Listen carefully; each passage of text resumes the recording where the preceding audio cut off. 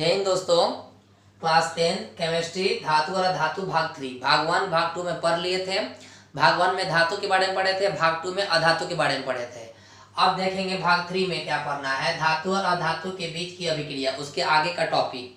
ठीक है, यानी धातु और अधातु के बीच में कौन कौन कैसी अभिक्रिया करती है उसके जानेंगे। तो लिखा है क्या, नंबर 1, धातु और अधातु परस्पर अभिक्रिया करके मुख्यतः आयनिक यौगिक बनाते हैं। यानी धातु और अधातु है ना, आपस में अभिक्रिया कर कर मुख्यतः आयनिक यौगिक बनाते हैं। अब तुम कहोगे कि कैसे, तो ध्यान रखेंगे।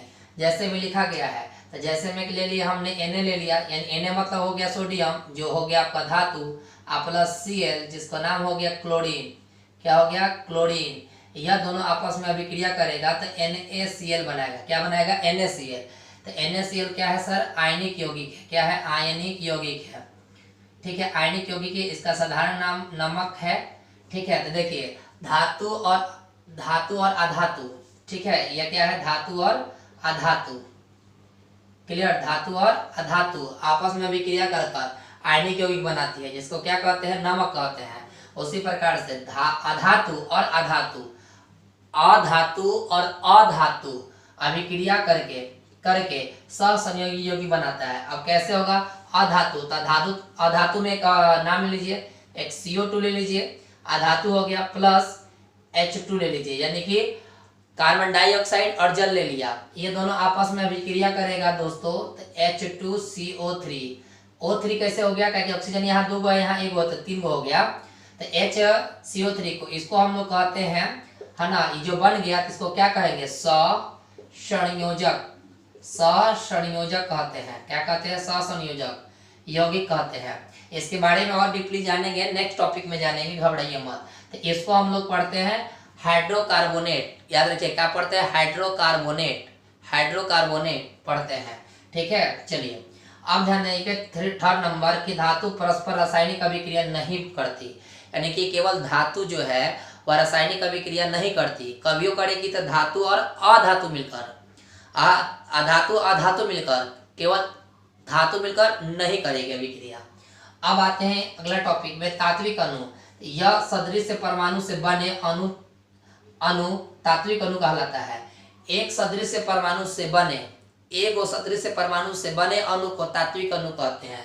अब जैसे में सर देखिए, जैसे एक अणु हो गया हाइड्रोजन, ऑक्सीजन, यह सब एक अणु के बने होते हैं। जो एक अणु के बने होते हैं वह तात्विक अणु कहलाते हैं। आज जो 2 यौगिक के बने होते हैं वह आपको क्या कहलाते हैं, है ना, यौगिक अणु कहलाते हैं। देखिए लिखा है, 2 अदृश्य परमाणुओं से बने अणु यौगिक अणु कहलाते हैं।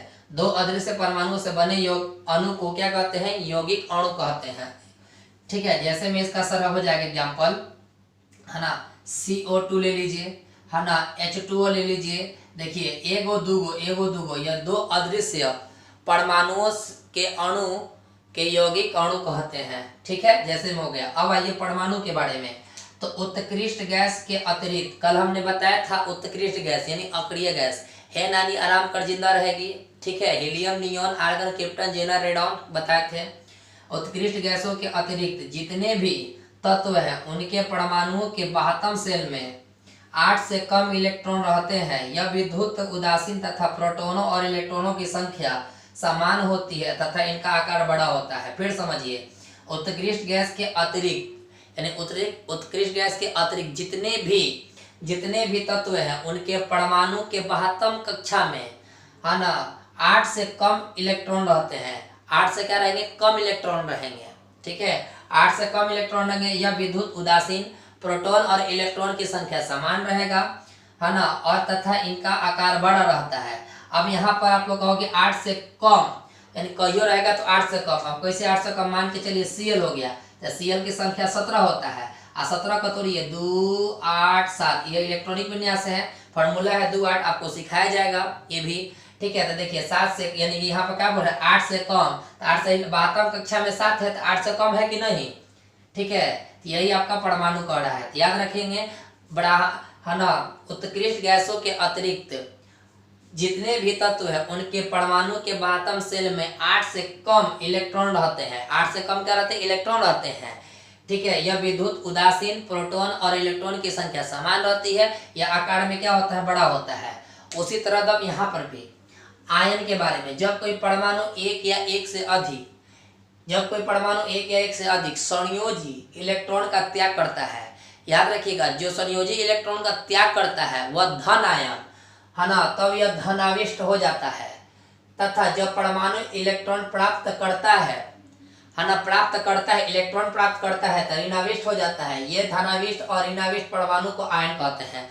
बहुत सारे शॉर्टकट लड़का या लड़की कहता है क्या कि धन आयन और ऋण आयन को ही आयन कहते हैं, धन आयन और ऋण आयन को ही क्या कहते हैं, आयन कहते हैं। अब वह इस तरह डिफिनेशन मत दीजिएगा, अब दीजिएगा पूरा। पूरा कैसे दीजिएगा, जब कोई परमाणु एक या एक से अधिक संयोजी इलेक्ट्रॉन का त्याग करता है, ध्यान रखिएगा संयोजी इलेक्ट्रॉन का त्याग करना धन आयन और ग्रहण करना ऋण आयन, याद रहेगा। हम तोरा के त्याग दिए तो धन आयन, आ तुमको अपना लिए तो ऋण आयन, याद रहेगा कि नहीं आया। फिर से, हम किसी को त्याग दिए तो धन आयन पॉजिटिव, आ किसी को हम अपना लिए तो ऋण आयन। यह दोनों मिलकर क्या बनाता है सर, आयन बनाता है। अब आइए परमाणु और आयन में अंतर, तो जो यहाँ याद किए हो ध्यान रखेंगे, विद्युत उदासीन प्रोटॉन और इलेक्ट्रॉन की संख्या समान तथा इनका आकार बड़ा होता है, ठीक है। उसी प्रकार से आपका परमाणु और आयन में अंतर भी हो जाएगा। इधर ध्यान ना दीजिए, इधर ध्यान दीजिएगा तो हो जाएगा। यह विद्युत उदासीन होता है, यह विद्युत उदासीन नहीं होता है। यह इनकी इलेक्ट्रॉन प्रोटॉन की संख्या समान होती है, उनकी इलेक्ट्रॉन प्रोटॉन की संख्या समान नहीं होती है। यह आकार में बड़ा होता है, यह आकार में क्या होता है, छोटा होता है। याद हुआ नहीं यहाँ।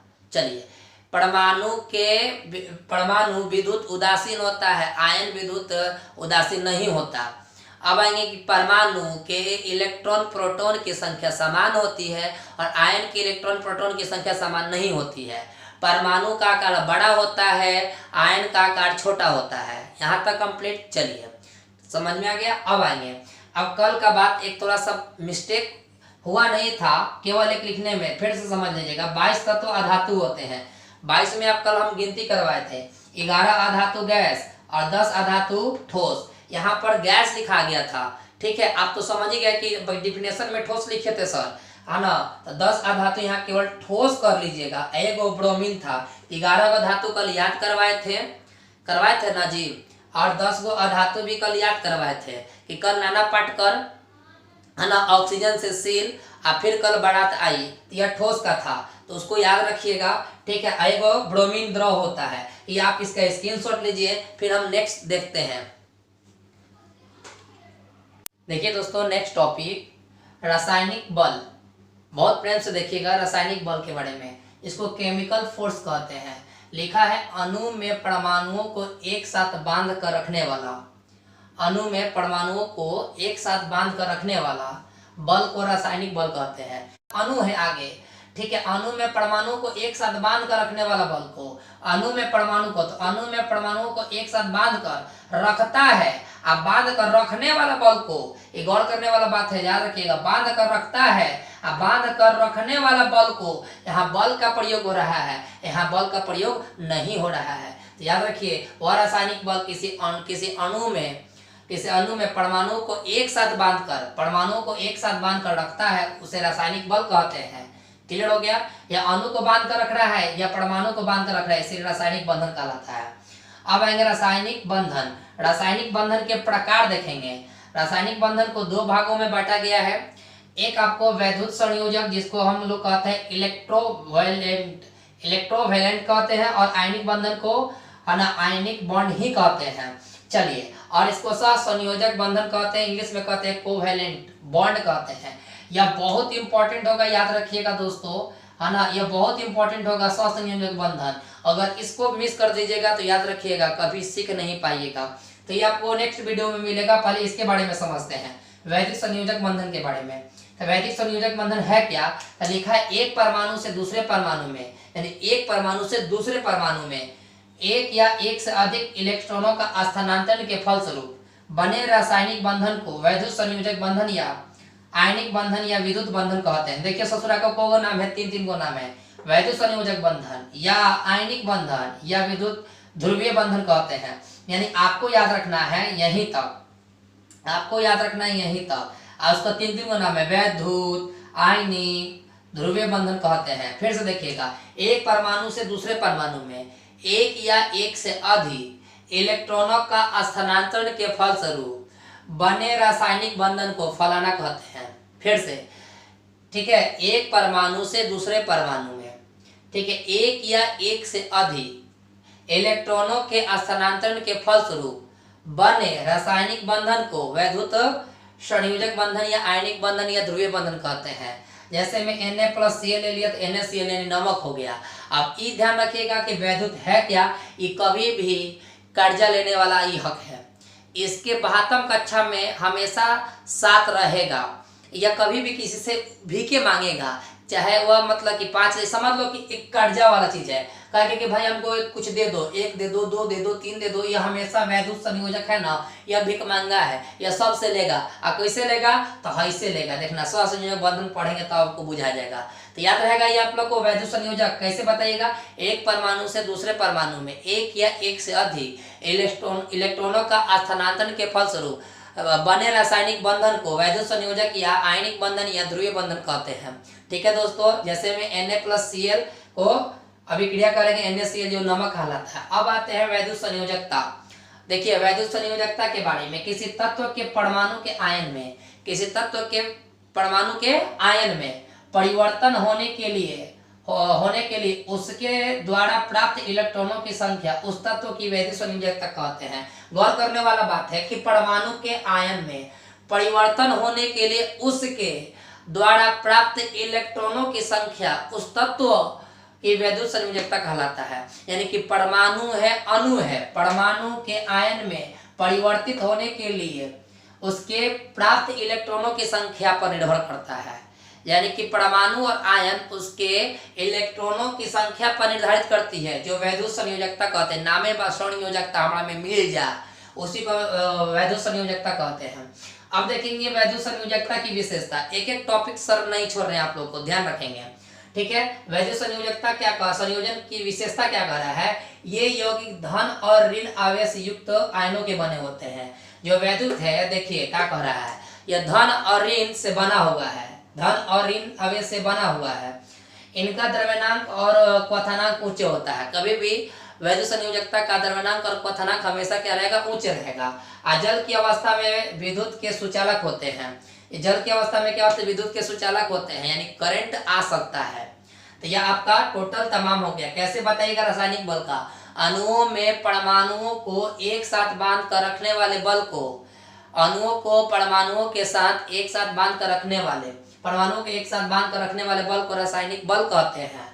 अब यहाँ पर आएंगे कि रासायनिक बंधन, वह रासायनिक बल जो किसी अणु में परमाणुओं को एक साथ बांध कर रखता है, उससे क्या कहते हैं, रासायनिक बंधन कहते हैं। रासायनिक बंधन कितने होंगे, 2 प्रकार की। तो एक तो वैद्युत संयोजक, एक सहसंयोजक। जो सहसंयोजक नेक्स्ट टॉपिक में हम लोग पढ़ेंगे। तो वैद्युत संयोजक हमेशा कर्जा वाला चीज है, वह किसी से मांगबे करेगा। देखना सब दिखाएंगे इसमें आप लोग को। वैद्युत संयोजक क्या बताइए, एक परमाणु से दूसरे परमाणु में एक या एक से अधिक इलेक्ट्रॉनों का स्थानांतरण के फलस्वरूप बने रासायनिक बंधन को वैद्युत संयोजक या आयनिक बंधन या ध्रुवीय बंधन कहते हैं। जैसे में Na+Cl को अभिक्रिया करेंगे NaCl, ये आपका नमक हो गया। वैद्युत संयोजक में किसी तत्व के परमाणु के आयन में, किसी तत्व के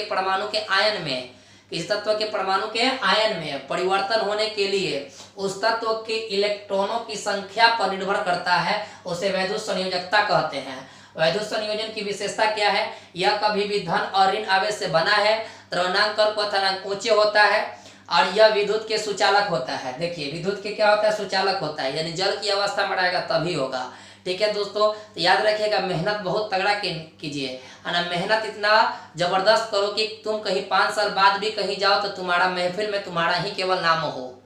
तो जबरदस्त मेहनत कीजिए, याद रखिएगा। मेहनत इतना तगड़ा करो कि 5 साल बाद भी कहीं जाओ ना तो तुम्हारा उस महफिल में तुम्हारा ही नाम हो, ये ध्यान रखिएगा। ठीक है ना, तो मेहनत करते रहिए और माँ बाप को साथ धोखा ना दीजिए। इसी बात पर आप इसका स्क्रीनशॉट ले लीजिएगा। अगर चैनल पर नया है तो सब्सक्राइब जरूर कर दीजिएगा, है ना, और साथ में बेल आइकन दबाइएगा, ऑल की घंटी दबाइएगा। अगर अच्छा लगा हो तो कमेंट बॉक्स में जो आपका मन करे सर लिखिएगा। ठीक है, फिर हम लोग नेक्स्ट टॉपिक में मिलते हैं, है ना। तब तक के लिए जय हिंद। ध्यान रखेंगे, मम्मी पापा का धोखा नहीं सर, रेगुलर पढ़ाई करेंगे। स्क्रीनशॉट ले लीजिए।